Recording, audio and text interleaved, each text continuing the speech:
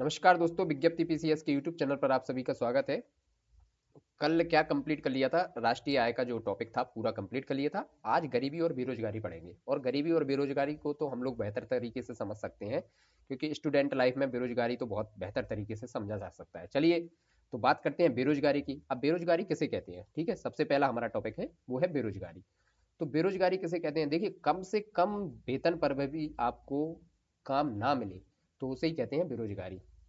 जैसे ही मान लीजिए आप काम ढूंढने निकले और कहा कि हमें 50 रुपया में भी काम मिल जाए तो हम कर लेंगे, और 50 रुपया में भी अगर काम ना मिल रहा है और आप घूमते घूमते वापस आ गए, तो इसी को कहते हैं बेरोजगारी। और ये आपका लगातार ऐसा ही चलता रहता है, तो इसी को हम लोग बेरोजगारी कहते हैं।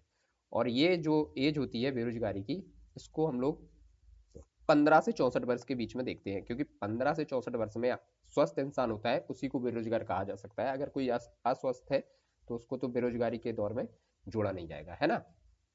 तो देखते हैं कि अवधारणाएं इसकी कितने प्रकार की होती हैं बेरोजगारी की। देखिए, एक तो होता है सामान्य स्थिति में बेरोजगारी, दूसरा होता है साप्ताहिक स्थिति में बेरोजगारी, और तीसरा होता है दैनिक स्थिति में बेरोजगारी। तो सामान्य स्थिति में बेरोजगारी जो होती है ना, वो सामान्यतः चलती रहती है, मतलब एक आध महीने में एक आध दिन का ही काम मिलता है, एक दो दिन का, है ना। तो ये तो है सामान्य बेरोजगारी, और ये लंबी चलती रहती है। साप्ताहिक स्थिति में बेरोजगारी क्या क्या कहा जाता है, 7 दिन में एक दिन भी काम ना मिले, यदि 7 दिन में एक दिन भी काम नहीं मिल रहा है तो उसको साप्ताहिक स्थिति बेरोजगारी कहेंगे। और दैनिक स्थिति बेरोजगारी क्या कहेंगे, पूरे दिन में 1 घंटे का भी काम नहीं मिला, पूरा दिन बेरोजगारी के तौर पर घूमते रहे, तो उसे कहते हैं दैनिक स्थिति बेरोजगारी। तो ये तीनों आप लोगों ने समझ लिए कौन कौन से, सामान्यता स्थिति बेरोजगारी, साप्ताहिक स्थिति बेरोजगारी और दैनिक। तो इनके नाम में ही कहीं ना कहीं चीजें छुपी हुई हैं, तो आपको इतना समझना नहीं पड़ेगा। आपसे क्वेश्चन पूछ लिया जाएगा कि ये कौन सी बेरोजगारी है, तो आप तुरंत ही इसको बता देंगे, है ना। सामान्य स्थिति बेरोजगारी क्या है, सामान्य स्थिति बेरोजगारी है कि भैया सामान्यता महीने में एक दो दिन ही काम मिल रहा है, तो इसको सामान्य बेरोजगारी कहते हैं। साप्ताहिक स्थिति बेरोजगारी किसे कहते हैं, 7 दिन लगातार बेरोजगारी रहे, एक भी दिन काम ना मिले, तो उसको कहते हैं साप्ताहिक स्थिति बेरोजगारी। और उसके बाद दैनिक बेरोजगारी किसे कहते हैं, कि भैया पूरे दिन में 1 घंटे या आधे घंटे का भी काम नहीं मिला, तो उसको कहते हैं हम लोग दैनिक स्थिति बेरोजगारी, ठीक है। तो ये तीनों बेरोजगारी हमारे समझ में आ गई, है ना। देखिए यहाँ भी यही लिखा है, सामान्यता बेरोजगार, 7 दिन लगातार बेरोजगार, और पूरा दिन बेरोजगार। तो ये हमने देख लिया। अब देखते हैं इसके रूप, बेरोजगारी के जो रूप है ना, उनसे खूब क्वेश्चन पूछे जाते हैं। तो ऐच्छिक और अनैच्छिक दो प्रकार के रूप होते हैं यहाँ पर। कौन से, ऐच्छिक और अनैच्छिक। ऐच्छिक रूप बेरोजगारी क्या होती है, देखिए कि हम चाहें कि हमें रोजगार प्राप्त हो जाए, है ना। सॉरी, मतलब ऐच्छिक और अनैच्छिक में क्या होता है कि रोजगार प्राप्त करने की कोई भी इच्छा ना हो, मतलब हमसे यदि हमारा मन ही नहीं है काम करने का, तो इसको कहते हैं ऐच्छिक बेरोजगारी। मन नहीं है, हम काम नहीं करेंगे, सोते रहेंगे, है ना, तो इसको कहेंगे ऐच्छिक बेरोजगारी। और अनैच्छिक बेरोजगारी क्या होती है कि मन तो है कि भैया काम मिल जाए मिल जाए, यदि काम मिल ही नहीं रहा है कम से कम दाम में भी, तो इसको कहते हैं अनैच्छिक बेरोजगारी। देखिए यहीं पर यहाँ पर भी यही लिखा है, ऐच्छिक बेरोजगारी क्या लिखा है, रोजगार प्राप्त करने की कोई इच्छा ना हो, मतलब सोते रहना, है ना। आलस की चरम जो है पराकाष्ठा होनी चाहिए, ठीक। और अनैच्छिक बेरोजगारी क्या होता है, कोई व्यक्ति काम करने के लिए तो तैयार है, लेकिन क्या है, फिर भी काम करने के लिए तो तैयार है लेकिन उसको काम मिल नहीं रहा है, और वो भी कौन सा, मजदूरी दर पर, ठीक है, तो उसे कहते हैं अनैच्छिक बेरोजगारी। अब जो अनैच्छिक बेरोजगारी होती है ना, इसी के प्रकार हम लोग पढ़ते हैं, और यही क्वेश्चन में आपसे पूछ लिया जाता है। एक तो होता है आपका प्रत्यक्ष बेरोजगारी, है ना, खुली बेरोजगारी या फिर प्रत्यक्ष बेरोजगारी। मतलब इसी को कहते हैं कि भैया न्यूनतम वेतन पर भी अगर आपको काम नहीं मिल रहा दिन भर में या महीने में या सप्ताह में, तो ये हो गई है प्रत्यक्ष बेरोजगारी, ठीक। और उसके बाद होती है अल्प बेरोजगारी। अल्प बेरोजगारी क्या होती है, कि मतलब भैया आपने काम किया 100 रुपया का और आपको, देखो क्या होता है इसमें मैं बताता हूँ। अल्प बेरोजगारी एग्जाम्पल के तौर पे समझिए, ये जो लिखा हुआ है ना किताबी भाषा, इसको छोड़ दीजिए, अगर इसको छोड़ दिया तो याद हो जाएगा आराम से। अल्प बेरोजगारी क्या होता है, जैसे मान लीजिए आप यूपीपीसीएस या आरओ की तैयारी कर रहे हैं, लेकिन फिर आपको जॉब मान लीजिए एक आध साल के समय अंतराल में वो जॉब नहीं मिलती है आरओ और यूपीपीसीएस की, लेकिन आप एक टीचर बन जाते हैं, है ना, टीचर बन जाते हैं। और टीचर भी बनते हैं कौन से, क्लास 1 to 5, है ना, प्राइमरी टीचर। तो अब बताइए, अब आप पढ़ रहे थे यूपीपीसीएस और आरओ की तैयारी कर रहे थे, लेकिन फिर आपको बना दिया गया टीचर, वो भी प्राइमरी स्कूल का। तो अब वहां पे आप लोग पढ़ा रहे हो बच्चों को ABCD, है ना। अब उसमें भी आप लोगों ने देखा होगा कि बच्चे जो होते हैं बड़े खतरनाक होते हैं। आप लोगों ने शायद देखा होगा, आपके घरों में भी छोटे छोटे बच्चे होंगे, उनको सी लिखवाइए, आप ऐसे कहोगे कि सी, तो पता लगेगा सी ऐसे लिख दें, है ना, पता चला ऐसे लिख दें, वो चारों दिशाओं में भटकते हैं वो, है ना। तो इस टाइप का लिख देते हैं, तो उनको पढ़ाना बहुत टफ होता है। अब मान लीजिए आप उनके बीच में फंस गए, तो आपको इंटरेस्ट तो आएगा नहीं, है ना। इंटरेस्ट आपका कहाँ पर है, यूपीपीसीएस आर की तैयारी करवाने में या करने में। तो इसको कहते हैं अल्प बेरोजगारी। अब आर एक साल के अंतराल में नहीं बन पाए, टीचर बन गए, लेकिन मन में क्या है, आर है ना। तो इसको कहते हैं अल्प बेरोजगारी, के मतलब योग्यता के अनुसार कार्य ना मिल पाए, इसको कहेंगे अल्प बेरोजगारी। फिर है घर्षण जनित बेरोजगारी। अब घर्षण जनित बेरोजगारी जो होती है, इसमें भाषा क्या लिखी है कि बाजार की दशाओं में परिवर्तन, मांग या आपूर्ति की शक्तियों में परिवर्तन होने से उत्पन्न बेरोजगारी को घर्षणात्मक बेरोजगारी कहते हैं। अब देखिए समझते हैं, ये देखा जाए तो ना टेक्नोलॉजी से ज़्यादा जुड़ी हुई होती है, तो इसको टेक्नोलॉजी के तौर पे भी देखते हैं। अगर आपसे टेक्नोलॉजी से संबंधित कोई भी बेरोजगारी पूछी जाए तो वो घर्षण जनित बेरोजगारी होती है। कैसे, देखिए आज से पहले आप लोगों ने देखा होगा कि नोकिया का खूब मार्केट था, है ना। नोकिया का खूब मार्केट था और उसके साथ साथ ब्लैकबेरी का था, है ना। पहले ब्लैकबेरी के भी फ़ोन आते थे, तो वो लोगों के हाथों में आप लोगों ने देखे होंगे खूब ज़्यादा। नोकिया से तो शुरुआत ही हुई होगी, आप लोगों की भी हुई होगी शायद, पता नहीं, लेकिन हम लोगों की स्टार्टिंग जो हुई है वो कीपैड नोकिया से ही हुई है ना। तो फिर क्या होता है, अब आज के टाइम पे मार्केट में देखा जाए तो नोकिया की कोई वैल्यू बची हुई है या ब्लैकबेरी की कोई वैल्यू बची हुई है। तो इनने क्या नहीं कर पाया, इन्होंने अपने आप को अपडेट नहीं कर पाया मांग के अकॉर्डिंग, है ना। क्योंकि नोकिया और ब्लैकबेरी में दोनों में ही एंड्रॉयड नहीं था, है ना। लेकिन आज के टाइम पे जो है ना वो एंड्रॉयड की डिमांड है, तो ये मार्केट से धीरे धीरे गायब हो गए, है ना। तो यही होता है घर्षण जनित बेरोजगारी, मतलब जबरदस्ती घिसट गए, है ना। फिर होती है चक्रीय बेरोजगारी। चक्रीय बेरोजगारी क्या होती है कि अगर किसी चीज की तेजी और मंदी हो गई ना, तो उससे जो लोग बेरोजगार होते हैं उनको चक्रीय बेरोजगारी कहते हैं। जैसे देखिए मान लीजिए कि जैसे एग्जाम्पल के तौर पे हम लोग देखते हैं, जैसे दिवाली आती है, ठीक है, दिवाली आती है तो क्या होता है कि पटाखों की जरूरत पड़ती है ज़्यादा तौर पे, या सामान भी होता है। जो दिवाली होती है भारत में बड़े तौर पर मनाई जाती है, तो हर वस्तु जो भी होती है ना, तो वो डिमांड बढ़ जाती है। तो जब डिमांड बढ़ेगी, तो मान लीजिए कोई फैक्ट्री है, फैक्ट्री का है कि ये, मान लीजिए कि वो फैक्ट्री है आपकी आ, पेंट पेंट की फैक्ट्री है, ठीक है। तो दिवाली पे मोस्टली लोग पेंट करवाते हैं, है ना। तो पेंट के लिए जो मजदूर है उनको ज़्यादा तौर पर लगा लिया जाएगा। जहाँ पे 50 मजदूर कार्य कर रहे होंगे, वहाँ पे वो 70 लगा लेंगे, ठीक। लेकिन जैसे ही दिवाली जाएगी, तो दिवाली के बाद फिर वो 20 हटा देंगे, माइनस यहाँ से 20 कर देंगे, और फिर 50 मजदूर उनके कंटिन्यू रहेंगे। तो ये जो 20 लोग बेरोजगार हुए, ये चक्रीय बेरोजगारी के दौरान ये लपेटे में आ गए, ठीक है। ये चीज आपके समझ में आ गई होगी। तो यही है, इसी को कहते हैं चक्रीय बेरोजगारी। ऐसे मान लीजिए, वो तो मैंने दिवाली का एक एग्जाम्पल उठाया, आप किसी भी चीज का उठा सकते हैं। जैसे मान लीजिए दिवाली पे कोई कार मार्केट का ले लेते हैं, है ना। सबको पता है कि भैया दिवाली पे आपकी कार बहुत ज्यादा बिकेगी, है ना। अब कार बिकेगी, या मान लीजिए बाइक बिकेगी, है ना। तो बाइक और कार बनाने वाली कंपनी जो है ना, मजदूरों की संख्या जो है बढ़ा देंगी, या जो वहां पर वर्कर होंगे उनकी संख्या लगातार बढ़ाएंगी, है ना। लगातार संख्या बढ़ाएंगी, जिससे कि उनका प्रोडक्शन बहुत ज़्यादा हो सके, है ना। लेकिन जैसे ही दिवाली निकलेगी और मार्केट डाउन होगा, तो दिवाली के बाद वो उन मजदूरों को हटा देंगे। जैसे मान लीजिए कहीं पर 200 मजदूर कार्य कर रहे थे, वर्कर, है ना, तो वो दिवाली पे 50 और बढ़ा लेंगे। लेकिन जैसे ही दिवाली जाएगी और डिमांड कम होगी वस्तु की, बाइक की या कार की, तो वो इन 50 लोगों को हटा देंगे, फिर 200 के 200 को लगाएंगे। तो अब ये जो 50 लोग बेरोजगार हुए हैं, ये किस दौरान हुए हैं, तो ये हुए हैं चक्रीय बेरोजगारी के दौर पर, ये लोग बेरोजगार हो चुके हैं, है ना। तो यही चीज हम लोगों को यहाँ पर समझनी थी, जो कि समझ में आ गई है। अब नेक्स्ट देख लेते हैं, चक्रीय बेरोजगारी के बाद क्या है यहाँ पर। नेक्स्ट है अदृश्य बेरोजगारी, छिपी बेरोजगारी, या फिर प्रच्छन्न बेरोजगारी भी इसको कहते हैं। तो इसको भी आप लोग देखिए बहुत आराम से हम लोग समझ लेते हैं, इसमें क्या है।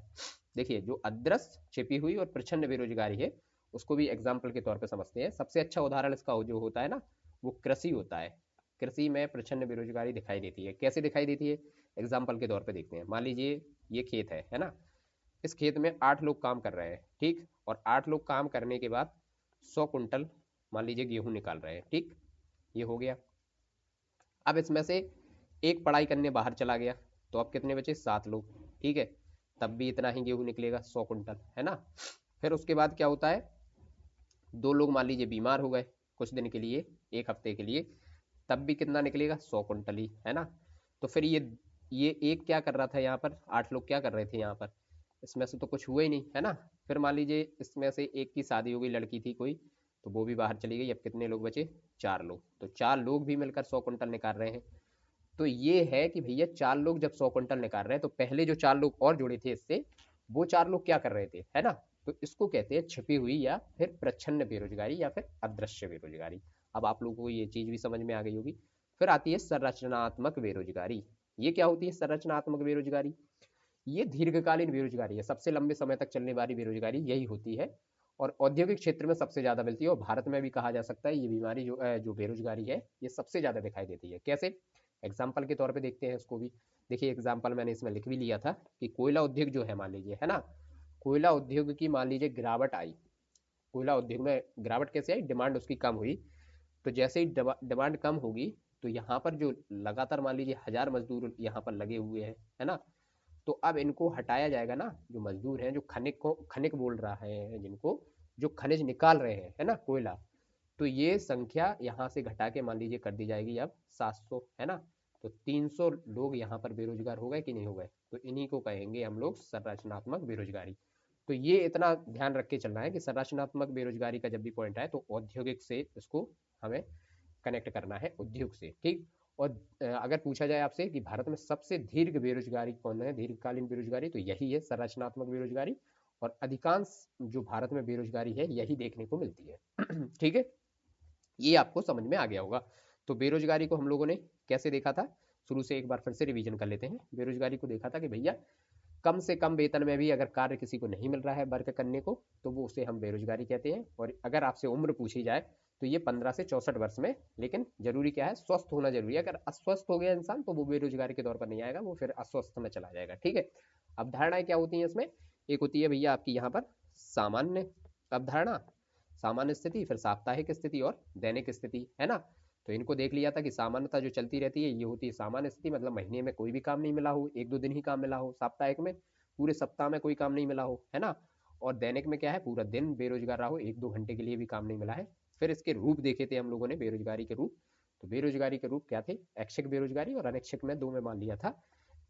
ऐच्छिक में क्या था कि रोजगार प्राप्त करने की कोई इच्छा ही ना हो, है ना, मतलब सोते रहे, कोई इच्छा नहीं है कि हमें रोजगार चाहिए, तो इसको कहते हैं ऐच्छिक बेरोजगारी। अनैच्छिक क्या होती है, लेकिन इच्छा तो है लेकिन काम नहीं मिल रहा, है ना, तो उसे कहते हैं अनैच्छिक बेरोजगारी। अब अनैच्छिक बेरोजगारी के प्रकार हम लोगों ने देखे थे, एक तो देखा था प्रत्यक्ष बेरोजगारी कि न्यूनतम वेतन पर भी कार्य नहीं मिला, फिर अल्प बेरोजगारी देख ली थी कि भैया योग्यता अनुसार कार्य ना मिला हो, मतलब बनना चाहते हैं पीसीएस और आरओ, लेकिन टीचर ही बन के रह गए, और वो भी कौन से, प्राइमरी वाले, तो उसको कहते हैं अल्प बेरोजगारी। फिर होती है घर्षण जनित बेरोजगारी, मतलब जितनी मांग है उतनी डिमांड हम लोग नहीं कर पाए, और वो डिमांड ना कर पाने की वजह से जो मजदूर बेरोजगार हुए हो उसको घर्षण जनित बेरोजगारी कहते हैं। जैसे कि पहले के तौर पे देखा जाए तो नोकिया और ब्लैकबेरी बड़े स्तर पर एक उद्योग को संभाले हुए थे, लेकिन आज के टाइम पे नहीं है, तो वो जो कहीं ना कहीं उसके वर्कर हैं वो बेरोजगारी के तौर पर चले गए, तो इसको कहते हैं घर्षण जनित बेरोजगारी।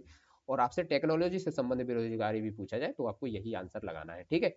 फिर होता है भैया चक्रीय बेरोजगारी। तो चक्रीय बेरोजगारी क्या होती है कि जैसे मान लीजिए दिवाली पर बाइक या कार कंपनी बनाए या फिर पेंट कंपनी मजदूरों की संख्या अचानक बढ़ा देती है, लेकिन जैसे ही दिवाली समाप्त हो जाती है और मंदी आती है तो वो उन मजदूरों को या वर्करों को हटा देती है, तो वो हो गई चक्रीय बेरोजगारी, है ना।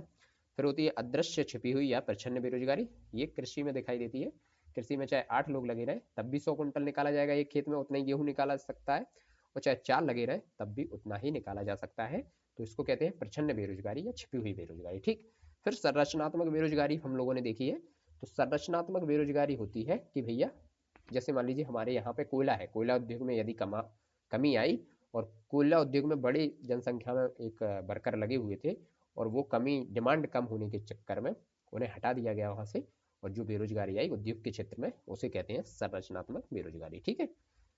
फिर देखते हैं कि भैया ये जो बेरोजगारी वाले आंकड़े हैं ये कौन देता है हमें, तो ये देता है एनएसएसओ, ठीक है, क्या, national sample survey of office, ठीक है, राष्ट्रीय नमूना सर्वेक्षण कार्यालय, ये निकालता था हमारे ये आंकड़े, ठीक है, ये बताता कौन सी बेरोजगारी है और इसके कितने आंकड़े हैं, ठीक है। तो जो गरीबी गरीबी से भी संबंधित यही आंकड़े निकालता है और बेरोजगारी से भी संबंधित एनएसएसओ जो था वही निकालता था। इसकी स्थापना कब हुई थी?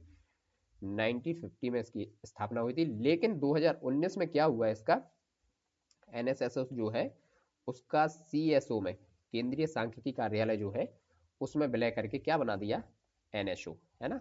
मोदी जी आएंगे तो मोदी जी भैया पुरानी चीजों को तो बदलते ही हैं, इसलिए तो भाजपा गवर्नमेंट जानी ही जाती है। भाजपा नहीं कहूंगा, एनडीए, ठीक है। तो इन्होंने 2019 में क्या किया, यहाँ पर उन्होंने किया कि एनएसएसओ और सीएसओ को मिला के बना दिया एनएसओ, राष्ट्रीय सांख्यिकी कार्यालय, है ना। राष्ट्रीय सांख्यिकी कार्यालय बनाया और इसको चलाता कौन है? एमओएसपीआई, ठीक है। तो ये हो गया हमारा भैया बेरोजगारी, ठीक है। अब बेरोजगारी से संबंधित आपसे पूछा जाए कि भैया इसको चलाता कौन था, तो एनएसएसओ 19 से पहले, और अगर 19 से बाद का पूछे तो एनएसओ, ठीक। अब देखते हैं गरीबी। अब ये आपको समझ में आ गया होगा बेरोजगारी बहुत अच्छे से, ठीक है। बेरोजगारी बहुत ज्यादा लंबा टॉपिक तो था नहीं, सारे के सारे आप लोगों ने समझ लिए होंगे, है ना।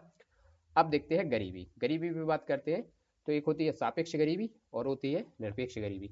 लेकिन एक पीवाईक्यू में देख रहा था तो यूपीपीसीएस का था, तो उसमें एक ये पूछा हुआ था कि कोई व्यक्ति गरीब है क्योंकि वह गरीब है, ये किसका वाक्यांश है ना। कोई व्यक्ति गरीब है क्योंकि वह गरीब है, तो ये था रैगनर नरकशे का, ठीक है। तो इसको याद रखना आप लोग, किसका? रैगनर नरकशे, ठीक। तो ये इन्होंने कहा था कि कोई व्यक्ति गरीब है क्योंकि वह गरीब है, तो एक गरीब का मतलब यहाँ पर था दिमाग से, है ना। तो दिमाग बढ़ाने के लिए क्या चाहिए?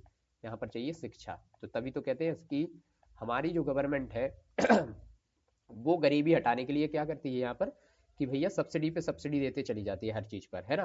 तो सब्सिडी भी दीजिए, अच्छी बात है। शायद बहुत से लोग उसको लेने में समर्थ नहीं है, लेकिन आप लोग उसको ये भी तो करिए कि कम से कम शिक्षा को बढ़ावा ज्यादा दीजिए, शिक्षा पे सब्सिडी दीजिए, है ना। तो अगर यदि शिक्षा, एक शिक्षित इंसान कुछ ना कुछ कर ही लेगा, है ना, तो वो खुद ही गरीबी से लड़ेगा और गरीबी को खत्म करेगा। चलिए अब हम लोग देख लेते हैं कि गरीबी को भैया कितने प्रकारों में यहाँ पर देखा जा सकता है। तो सापेक्ष गरीबी और निरपेक्ष गरीबी।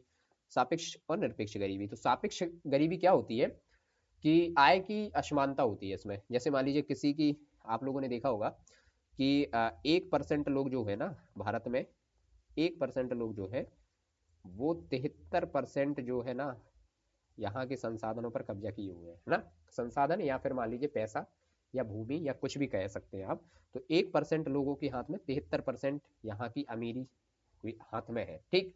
तो ये एक आय में असमानता हो गई। मान लीजिए एक इंसान की एक मंथ की आय 1 लाख है और एक की कितनी है 1,000 है।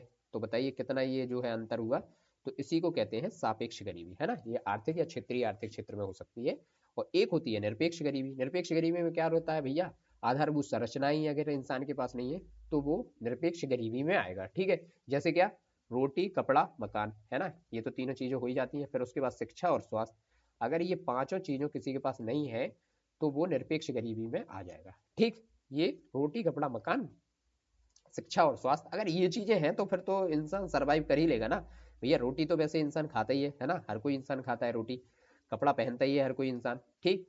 मकान भी होता ही है, किसी के पास हो सकता है छोटा हो बड़ा हो, है ना। शिक्षा हर कोई आज के टाइम पर लेना चाहता है और स्वास्थ्य तो सही होना ही चाहिए, तभी वो आगे की चीजों का सोच पाएगा। तो ये जो पांचों चीजें हैं, ये जिसके पास नहीं है वो गरीबी में चला जाएगा, है ना। तो ये देखते हैं। अब इसके बारे में ये देखते हैं कि किसने कब क्या कहा गरीबी के लिए, ठीक। कैसे मापी जाती है गरीबी। तो भारत के संदर्भ में अगर कहा जाए ना तो सबसे पहले गरीबी की जो पैमाना है वो किसने तैयार किया था? दादा भाई नौरोजी ने। और ये कब किया था? 1878 में। तो बहुत पुरानी बात है ना। 1878 में दादा भाई नौरोजी ने गरीबी का पैमाना तैयार किया और इन्होंने क्या कहा कि भैया 16 रुपए जो है ना, 16 से 35 रुपए तक प्रति व्यक्ति प्रति वर्ष यदि कमा रहा है तो ये गरीबी से ऊपर है ना। तो ये गरीबी से क्या हो जाएगा? ऊपर। और यदि इससे नीचे जा रहा है तो फिर वो गरीब हो जाएगा। और इन्होंने ये अपनी पुस्तक में लिखा है, जो कि बहुत ही फेमस पुस्तक है, poverty and un British rule in India, ठीक है। ये आपको समझ में आ जाएगा। अगर आपसे पूछा जाए कि सबसे पहले गरीबी का पैमाना किसने निकाला है तो वो निकाला है दादा भाई नौरोजी ने। कब? 1878 में। पैमाना पूछा जाए तो उन्होंने कहा था कि 16 से 35 रुपए से नीचे यदि कोई व्यक्ति प्रति वर्ष कमा रहा है तो फिर वो गरीब है, और यदि इससे ऊपर कमा रहा है तो फिर अमीर है। देखिए 1878 की बात हो रही है, तो 1878 में 16 से 35 रुपए भी एक बड़ी बात थी, है ना। आप लोग शायद सोच रहे हो कि 16 से 35 रुपए बस इतना, वो भी एक वर्ष में। तो ऐसा नहीं है, 1878 की बात हो रही है, उस समय आने में चलती थी, 10 आना, 5 आना, 1 आना, है ना। तो इनकी पुस्तक में लिखा हुआ है, तो ये पुस्तक आप लोगों ने पढ़ ली है। अब देखते हैं जो अभी पैमाने चलते हैं ना हमारे बीच में, वो किन किन के चलते हैं। तो सबसे पहले तो चलता है योजना आयोग का। तो अब योजना आयोग तो रहा नहीं है, अब क्या हो गया है, मोदी जी ने इसको क्या कर दिया है, नीति आयोग, है ना। तो नीति आयोग का ही मान सकते हैं हम लोग। तो नीति आयोग ने क्या कहा था, पहले क्या था ये कि एक व्यक्ति 2250 कैलोरी एक व्यक्ति ले रहा हो यदि, तो वो गरीब नहीं है ना। खाने में अगर 2250 कैलोरी ले रहा है तो वो गरीब नहीं है। लेकिन ये तो फिर भाई भुखमरी वाला पैमाना था, है ना। जो भुखमरी मानी जाती है वर्ल्ड लेवल पे, वो इसमें ही आती है, 2250 कैलोरी से ऊपर लेना चाहिए इंसान को। तो फिर बदल के इसको कर दिया था 2400 कैलोरी, ठीक है। तो ये पैमाना हो गया कहाँ का, योजना आयोग का। लेकिन तेंदुलकर समिति ने इसको आय के तौर पर निकाला। कैसे निकाला था, उन्होंने कहा शहरी में और ग्रामीण में अलग अलग निकाला, क्योंकि शहर में थोड़ा ज्यादा खर्चा होता है, ग्रामीण में थोड़ा कम खर्चा होता है। क्योंकि ग्राम में जो क्षेत्रीय जो ग्रामीण क्षेत्र होता है, वहां पर कई चीजें वहीं पर मिल जाती हैं, है ना। अनाज वगैरह ग्रामीण क्षेत्र के लोग उगा लेते हैं, दूध वगैरह हो जाता है। तो शहर की अपेक्षा ग्राम में थोड़ा सा कम खर्चा होता है। शहर में हो सकता है इंसान किराए से रह रहा हो, है ना, तो रेंट भी जाएगा रूम का। लेकिन ग्राम में हो सकता है उसका खुद का घर हो, तो ये हो जाता है। तो तेंदुलकर समिति का जो आया था, उन्होंने कहा था कि 33 रुपए प्रतिदिन जो खर्च कर रहा हो शहर में, वो गरीब नहीं है। यदि इससे नीचे कर रहा है तो गरीब है, ठीक है। ग्रामीण में 27 रुपए प्रतिदिन से नीचे यदि खर्च कर रहा है तो वो गरीब है। लेकिन फिर ये तो बहुत ज्यादा कम हो गया था, है ना। तो रंग राजन समिति जो आई थी, उसके बाद उन्होंने कहा था कि 47 रुपए प्रतिदिन यदि शहर में कर रहा है तो वो अमीर है, मतलब गरीब नहीं है। और 32 रुपए ग्रामीण क्षेत्र में कर रहा है तो वो गरीब नहीं है। इससे नीचे यदि कर रहा है खर्चा, तो फिर वो क्या है, गरीब है। खर्चा कर रहा हो या कमा रहा हो, ठीक। लेकिन वर्ल्ड बैंक का क्या है आंकड़ा, वर्ल्ड बैंक का है कि भैया $2 प्रति डे जो खर्च कर रहा हो या कमा रहा हो, है ना, तो वो रहेगा आपका वर्ल्ड बैंक के थ्रू गरीबी से ऊपर है, ठीक। अब भाई बात कर लेते हैं $2। तो $2 अभी डॉलर होगा भारत की उसमें देखा जाए परिप्रेक्ष्य में, तो अभी 90 रुपए के आसपास, है ना। तो भैया 180 रुपए, अब 180 रुपए यदि आप प्रतिदिन के हिसाब से खर्चा कर रहे हैं, तो वर्ल्ड बैंक के हिसाब से आप गरीब नहीं है, नहीं तो फिर आप गरीब है ना। तो ये तो हम लोग कर ही नहीं रहे, है ना, इससे तो नीचे ही कर रहे हैं। हालांकि ये मजाक की बात है, कुछ लोग वाकई 180 रुपए तो छोड़िए, आप लोग 50 रुपए दिन का खर्च नहीं कर पाते हैं, वो गरीब ही कहलाएंगे, ठीक। लेकिन अब देखते हैं पावर्टी लाइन। पावर्टी लाइन जो है, ये हमारे भारत की क्या है। देखिए पावर्टी लाइन जो है, कहती है कि एक परिवार 6,000 रुपये मंथली यदि कमा रहा है, और ईयरली कितना कमा रहा है, 6 में 12 का आप गुणा कर दीजिए तो आ जाएगा 72,000, है ना। तो ये पावर्टी लाइन के अंतर्गत आ जाता है। और ये अगर इससे कम कमा रहा है, बिलो जा रहा है, तो बिलो पावर्टी लाइन बीपीएल में आ जाएगा। और एबव इससे कमा रहा है तो एबव पावर्टी लाइन में आ जाएगा और एपीएल में आ जाएगा, ठीक है। ये पैमाना भी आपसे पूछा जाता है, तो ये पैमाना भी मैंने यहाँ पर लिख लिया है। कितना, अगर कोई परिवार मंथ में 6,000 रुपये कमा रहा है, तब वो पावर्टी लाइन में आएगा, है ना। और या फिर ईयरली देखा जाए तो 6 में 12 का गुणा कर देंगे और 72,000 आ जाएगा। तो ये हो जाएगा 72,000 कितना, ईयर का। तो ये पावर्टी लाइन में रहेगा। यदि इससे नीचे जाता है, वो 6,000 नीचे से जाता है, मान लीजिए 5,000 कमा रहा है, तो फिर ये आ जाएगा बिलो पावर्टी लाइन में, है ना। और अगर इससे एबव जाता है, ऊपर जाता है, या मान लीजिए 7,000 या फिर 8,000 कमा रहा है, तो ये हो जाएगा एबव पावर्टी लाइन में, ठीक है। तो ये पावर्टी लाइन आप लोग आंकड़ा याद रखना, 72,000 ईयरली, और मंथली कितना है, 6,000, ठीक है, ये आंकड़ा याद रहेगा। फिर बात करते हैं कि भैया ये आंकड़ा कौन निकालता है। तो पहले ही हम लोग बात कर चुके हैं कि एनएसएसओ जो है वो गरीबी का आंकड़ा निकालता है, तो इसकी तो बात हम पहले ही कर चुके हैं।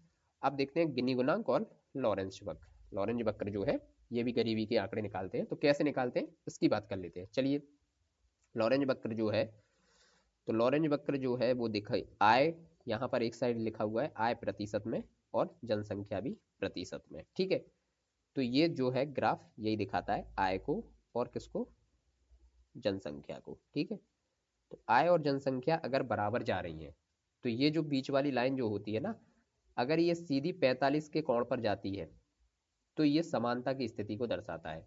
क्योंकि देखिए ये 45 की लाइन पर यदि जाएगी, तो देखिए कहीं भी काट लीजिए आप, 20 पर काटेंगे तो आय भी उतनी जनसंख्या, तो ये हो गई सिमिलरिटी, है ना, समानता की स्थिति हो गई। अगर 30 पे काटेंगे तो देखिए इसको, आय भी बराबर हो जाएगी और समानता भी बराबर हो जाएगी। तो ये ऐसा है नहीं। लेकिन भारत की स्थिति अभी कैसी है? भारत की स्थिति अभी ये है, देखिए दूसरे कलर से इसको देख लेते हैं। भारत की स्थिति है ये वाली, है ना। तो ये है भारत की स्थिति अभी। तो भारत की स्थिति ये होने से देखिए, है ना। तो भारत की स्थिति ये है। तो अब ये जो अगर इस लाइन के किनारे जा रहा है तो क्या दिखा रहा है ये कि जनसंख्या ज्यादा है ना। देखिए ये वाली लाइन जनसंख्या ज्यादा है, और आय अगर इस साइड को जा रहा होता तो मानते हम लोग कि आय ज्यादा है ना। तो लॉरेंज वक्र में यही दिखा रहा है ये कि अगर भैया 45 पे जा रहा था तब तो थी आपकी समानता, लेकिन यदि इससे नीचे जा रहा है, इस लाइन के किनारे जा रहा है जनसंख्या वाली के किनारे, तो फिर जनसंख्या ज़्यादा है और आय कम हो रही है ना। और अगर ऊपर से जा रहा होता तो फिर आय ज़्यादा हो जाती, जनसंख्या कम हो जाती, है ना। तो अभी जो भारत की स्थिति है वो यही है, ठीक है, इसके बीच में ही है। तो ये है भारत की स्थिति अभी, ठीक है। अब आप लोगों को समझ में आ गया होगा। तो लोगों के बीच जो आय की विषमता को दर्शाता है ना, वही दर्शाता है लॉरेंज वक्र। तो आपको लॉरेंज वक्र ऐसे ही पूछा जाएगा। अब आपको जैसे एक पीसीएस में भी क्वेश्चन दिया था और छोटे एग्जाम में भी एक क्वेश्चन दिया था कि भाई इसमें से भारत की जो लॉरेंज वक्र है जो वो बेहतर तरीके से कौन दिखा रहा है, तो इस टाइप के ऑप्शन दिए थे। एक तो ये दिया था, ठीक है, और एक ऐसा चित्र बना हुआ था, ऐसा, और उसके बाद बिल्कुल ऐसा, है ना। तो ये, और फिर एक बना हुआ था, ये तो समानता को दिखा रहा था, है ना, और एक ऐसा बना हुआ था। तो बड़ा बड़ा सिंपल क्वेश्चन था कि भैया भारत की स्थिति जो है वो ऐसी है, ए वाली जैसी, है ना। ये ए बी और सी में बांट लीजिए। तो ये तो है नहीं, ये तो एकदम गलत हो गया। ये थोड़ा सा देखिए बिल्कुल सटा दी इसने, तो इतना भी ज़्यादा अंतर नहीं है भारत में, तो ये भी गलत हो गया, ये सही हो जाएगा आपका, है ना। तो इतना हम लोगों को ध्यान रखना है, ठीक। अब देखते हैं गिनी गुणांक में, ठीक। गिनी गुणांक जो होता है वो भी ऐसे ही दर्शाता है। देखिए ये तो हो गई वही निरपेक्ष समान समता रेखा, है ना। और ये हो गया आपका जनसंख्या वाला ग्राफ, और ये हो गया आपका आय वाला ग्राफ, ठीक। ये तीनों ग्राफ आप लोगों को दिख रहे होंगे। चलिए तो इसको समझते हैं कैसे समझना है। गिनी गुणांक से क्वेश्चन बहुत ज्यादा पूछता है पीसीएस और आरवीआरओ में। देखिए इसका फॉर्मूला होता है ए अपॉन ए प्लस बी, ठीक। ये फॉर्मूला आपको याद रखना पड़ेगा। अब जो अधिकतम समानता होती है ना, तो अधिकतम समानता यदि इसको जो गिनी गुणांक को हम लोग नापते हैं ना, वो नापते हैं 0 से 1 के बीच में। 0 पॉजिटिव माना जाता है, और जितना पास में ये 1 के में जाएगा उतना ये नेगेटिव हो जाएगा, ठीक है। तो यदि 0 है तो मस्त है, मतलब पॉजिटिव है, बेस्ट है, ठीक है। और अगर 1 हो गया तो ये नकारात्मक हो गया, ठीक है। तो चलिए इसको समझते हैं। अब देखिए सबका हम लोग इसमें मान लेते हैं 0। देखिए ये हो गया हमारा ए वाला एरिया, ठीक है, ये हो गया ए वाला एरिया, है ना। और ये हो गया हमारा बी वाला एरिया, ठीक। तो अभी क्या है, समान ही है एक तरीके से, ठीक। अब देखते हैं समझते हैं। तो ए अपॉन ए प्लस बी में क्या करेंगे, मान दोनों का हम लोग 0 ही रखेंगे। तो देखिए यहाँ भी 0 रख दिया ए का मान, और यहाँ पर 0 रख दिया प्लस बी। तो 0 0 क्या हो गया, 0 ही हो गया। तो अधिकतम समानता आपको दर्शाई जाएगी कब, कब जब मान आपका निकल के आ रहा हो 0, ठीक है। इतना समझ में आया। और अधिकतम असमानता की बात यदि की जाए तो अधिकतम असमानता कब रहेगी, तो इसको भी देख लेते हैं। ए अपॉन ए प्लस बी रख लिया, और अब बी का मान रखें, एक बार ए का मान रख लिया, एक बार अब बी का मान रखेंगे, है ना यहाँ पर। तो बी का मान ये हो रहा है, ठीक है। बी का मान क्या हुआ, 0 हुआ, है ना। ए अपॉन ए प्लस बी, ठीक है। तो बी का मान रख लिया 0। तो ए को ए से काट दिया तो आ गया 1, तो ये हो गया नेगेटिव, ठीक है। जितना भी 0 से 1 के बीच में जाएगा तो 0 हो गया पॉजिटिव और 1 हो गया आपका नेगेटिव। इतना ही आपको याद रखना है। अब ये कुछ कुछ पॉइंट दिए हुए हैं, ये हम लोगों ने देख लिए, एक तरीके से डिस्कस कर लिए है, लेकिन फिर भी मैं बता देता हूँ। जो गिनी गुणांक होता है ना, इसका मूल जो अधिकतम मूल्य 1 के बराबर होगा, और न्यूनतम मूल्य जो होगा वो 0 के बराबर होगा। इससे ना तो ज़्यादा होगा ना कम होगा, है ना। तो मैंने यही आपको बताया कि 0 से 1 के बीच में ही रहता है, ठीक। गिनी गुणांक 0 से 1 तक होता है। जब यह 0 से 1 की ओर बढ़ता है तो असमानता भी बढ़ती है, जो देश के लिए ठीक नहीं है, ठीक है ना। 0 को हम लोग क्या मान रहे थे, पॉजिटिव मान रहे थे, और 1 को नेगेटिव मान रहे थे, है ना। तो 0 से 1 की ओर यदि मान जा रहा है तो फिर ये असमानता बढ़ेगी इसमें, और देश के लिए ये ठीक नहीं रहेगा। असमानता किसकी बढ़ेगी, ये भी ध्यान रखना है भैया, आय की असमानता आपकी यहाँ पर बढ़ेगी, ठीक। और गिनी गुणांक जो है ना, यदि 100 से गुणा कर दें तो हम गिनी सूचकांक प्राप्त कर सकते हैं। यदि गिनी सूचकांक की बात यहाँ पर की जाए तो इसमें गिनी गुणांक में ही 100 से गुणा कर देंगे तो आपका गिनी सूचकांक निकल आएगा। ठीक है, तो जो गरीबी थी उसमें भी वही पॉइंट हम लोगों ने देखे हैं जो यूपीपीसीएस प्री और यूपीपीसीएस आरओ की परीक्षा की दृष्टि से महत्वपूर्ण है ना, क्योंकि बहुत ज्यादा यहाँ पर हम लोग नहीं देखेंगे, नहीं तो फिर गरीबी और बेरोजगारी तो जो है ना कई दिन का टॉपिक है ये। सिर्फ हम लोगों ने वो चीजें देखी हैं जो यूपीपीसीएस और आरओ के परिप्रेक्ष्य से बिल्कुल महत्वपूर्ण जो बिंदु है वही यहाँ पर हम लोगों ने देख लिए। ठीक है, तो ये हो गया गरीबी और बेरोजगारी। तो अब आज की क्लास को यहीं पर समाप्त करते हैं और कल देखते हैं एक नया टॉपिक रखेंगे, है ना। चलिए, तो नमस्कार दोस्तों, यहाँ पर